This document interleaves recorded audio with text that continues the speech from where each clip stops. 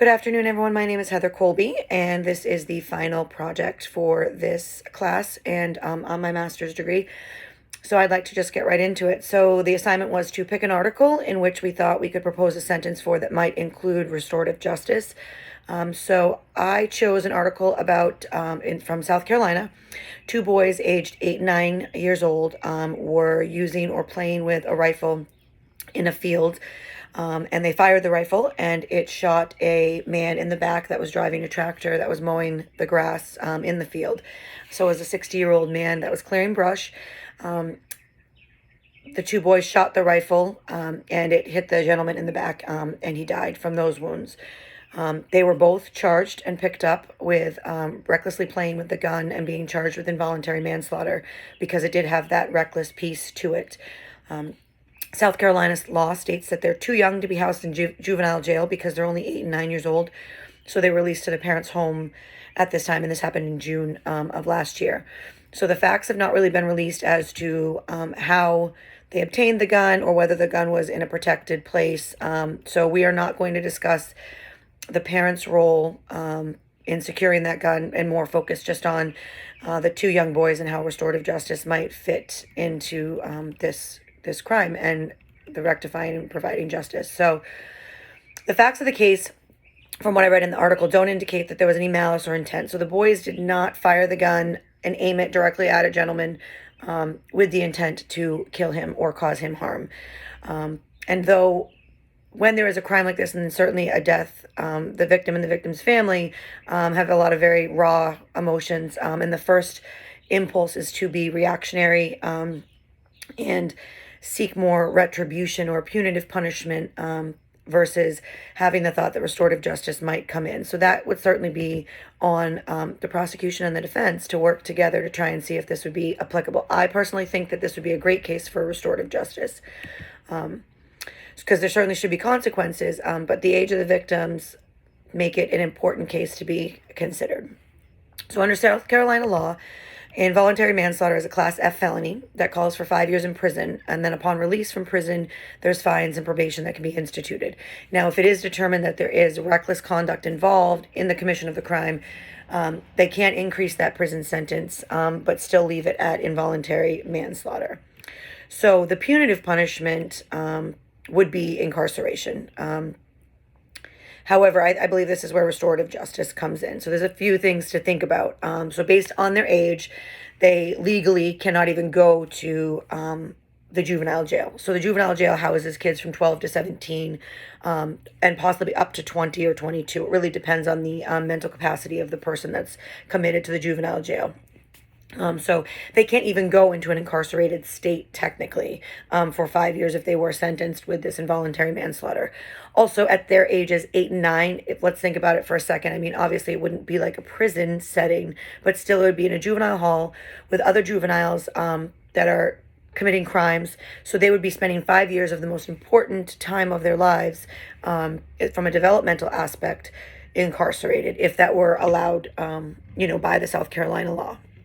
So I think that's important to think about as well when we talk a little bit more about their sentencing in just a minute. So also 8 and 9 years old, charged with a felony. So they are juveniles, so they would be charged with a felony, but it would be considered a juvenile felony. Then as they get older, their records would be sealed because they are juveniles. So it wouldn't necessarily impact them if a criminal record was pulled in the future because they are juveniles, so this record would be sealed. So I think restorative justice is one of the biggest components and answers to the punishment and the rehabilitation and the forward moving of these two boys and the victim's family. So we've learned throughout the course that restorative justice is the true purpose is to focus on rehabilitation of offenders, and that's done through the reconciliation of the victims and the community or the offender. It really just depends on what the crime is. It provides an opportunity for there to be a repair of harm that's been done, obviously by those offenders, and it provides an opportunity for the community and for the people involved to connect, and for those that are harmed and those that did the harming to take responsibility for the harm that they caused, and address the the victims' families' needs and concerns, so they're going to come in with their own agenda, with their own questions, with their own thoughts about what would be justice for them and for their family. So I believe that restorative justice can benefit juveniles in many ways. It can work to ensure that they don't offend again and work towards leading a productive life and be good standing members of society. It can facilitate a meaningful dialogue with the families. And although a man died, it may provide a path to try and make things right. So it gives that opportunity for the victim's family to connect, the loss of their family member with the faces of these two young boys. And what that means to them is certainly, in their own decisions and processing of the death in their family. So, as I said earlier, South Carolina law allows juveniles to be detained at the age of 12 and older in a juvenile detention center if they've committed a violent act. So at their age, they're not old enough to be placed in a detention center. And then it also needs to be considered, would putting them in a facility be in the best interest of the public, as far as the cost to do that, and then what state and what mental capacity they would be at when they were released, if it is the 5-year sentence. So the majority of the children that are adjudicated and are delinquent are placed on probation. The length of probation at any time can go up until the child's 20th birthday, but when putting a child on probation, the judge will specify what the terms of the probation will be, and depending upon what the unique circumstances of the child. So probation can include specified terms ordered by the judge. So it can include regular school attendance, random drug testing, restitution, community service, electronic monitoring, curfews, participation in community programs, individual or group counseling for in or outpatient treatment if needed. Another option is conditional release for children. So they would be supervised by a JPPO probation officer that would watch over them for a specified period of time. And that conditional release can also include things where they're required to pay restitution, perform community service, or complete local aftercare programs in the community. So with all of this said and with all of that considered, I would suggest the following sentence for these two young boys if they were convicted of involuntary manslaughter. Again, keeping in mind ages 8 and 9, no malice, no intent, reckless in commission of the crime. So there obviously has to be some consequences. So I think both boys and the victims, if they agree, the victim's family, should participate in conversations and meetings about the victims' families, restorative justice, talking through the process, answering the questions of the victim's family, admitting guilt, apologizing, and truly showing remorse if that's what they feel.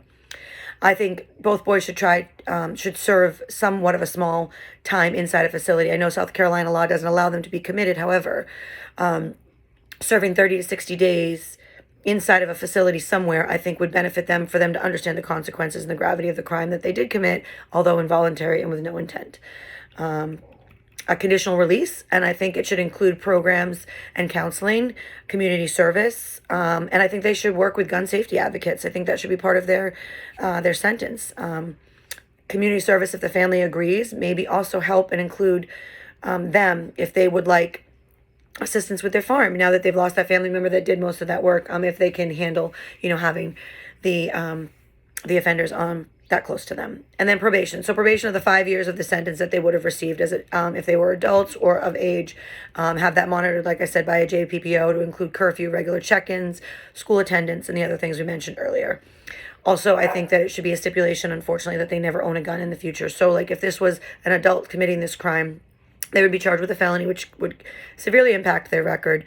But also, they would never be able to own a gun in the future. So, where it is a constitutional right, I think that would be something that we would take away for them. So, and some may argue that this is a bit lax and not compensatable to the crime that was committed, but it's important that we understand the age of the offenders and what is most appropriate. So, I think restorative justice in this case is truly the only response to this crime based on all the factors, and I believe it would provide the best justice for the victims and the family and the children that recklessly committed the crime. So those are my thoughts. That's the crime, and I've truly taken a deep dive into restorative justice through this class and appreciate it much more. So that is all I have to say on that. Thank you guys so much. Have a good day.